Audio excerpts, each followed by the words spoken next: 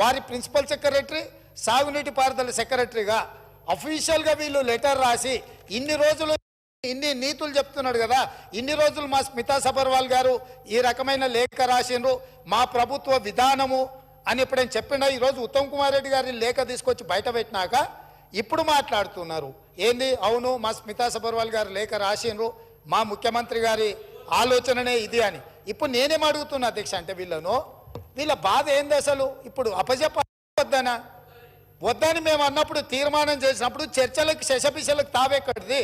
100% ఈ ప్రభుత్వం ప్రతిపాదించిన ఉత్తమ్ కుమార్ రెడ్డి గారి సభలో ప్రవేశపెట్టిన తీర్మానానికి అన్కండిషనల్గా మేము మద్దతు ఇస్తున్నాము. పదండి ఢిల్లీకి పోదాం, కొట్లాడదామని వాళ్ళ నోటి నుంచి వస్తలేదు ఎందుకు అధ్యక్ష? అసలు వాళ్ళ నాయకుడు ఎందుకు రాలేదు? ఎందుకు ముఖం చాటేసిండు? అంటే ఈరోజు ఇక్కడికి వస్తే వీళ్ళకెవ్వరికి విలువలేదు అధ్యక్ష. పార్టీలో వీళ్ళ మాటకు విలువలేదు, మనుషులకు విలువలేదు. పార్టీ యజమాని ప్రతిపక్ష నాయకుడు వారు వచ్చి మాట్లాడాలి ఇక్కడ. వారు ఎందుకు ఈరోజు ఇంత ముఖ్యమైన కృష్ణానది జలాలకు సంబంధించి శాశ్వతంగా తెలంగాణ రైతాంగం జీవితాల మీద మరణ శాసనం రాసే పరిస్థితులు ఉత్పన్నమైతే వారు సభలోకి రాకుండా, ఈ సభలో జరుగుతున్న చర్చలో వారి అభిప్రాయం చెప్పకుండా, వీరు చెప్పే అభిప్రాయానికి ఎలాంటి విలువ లేదు. వీళ్ళు ఎంతసేపు మాట్లాడినా ఈ మాటలకు ఈ చర్చలకు ఏమాత్రము చట్టబద్ధత లేదు. కాబట్టి ఇప్పటికైనా మీరు వారికి సూచన చేయండి, లేకపోతే సభ వాయిదా వేయండి. చంద్రశేఖరరావు గారిని సభలోకి రమ్మనుండ్రి. చంద్రశేఖరరావు గారు వచ్చినాక, ఎందుకంటే ఈ 10 సంవత్సరాలు జరిగిన పాపాలకు వారు కారణము. పాపాల భైరవుడి సభలోకి వచ్చి చర్చ చేస్తే తప్పకుండా మేమందరం కలిసి సమాధానం చెప్తాం. వారిని సభలోకి రమ్మనుండ్రి, చర్చ చేద్దాం.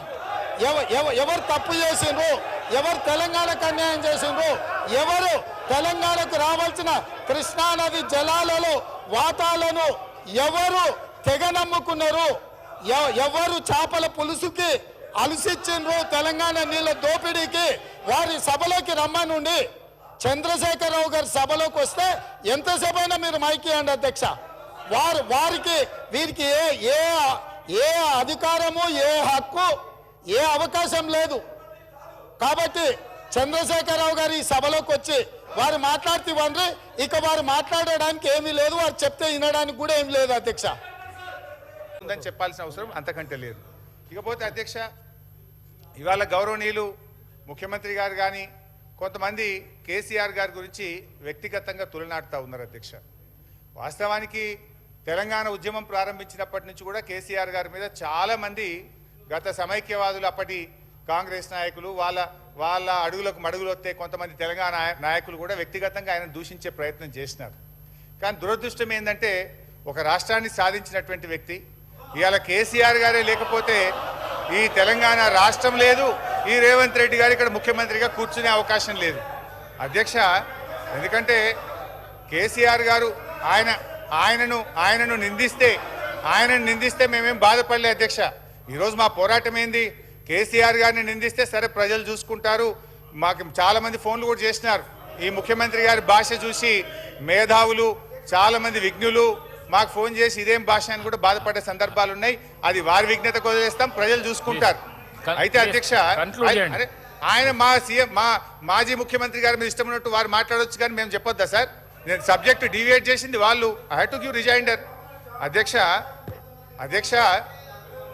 ఇప్పుడు ఆనాడు తెలంగాణకు అవమానాలు జరిగితే కేసీఆర్ గారు తనకు అవమానం జరిగిందని భావించి ఆ రోజు ఒక్కడిగా బయలుదేరిండు, ఎదురొడ్డిండు, పోరాడిండు, ఇవాళ తెలంగాణ రాష్ట్రాన్ని సాధించిండు అధ్యక్ష.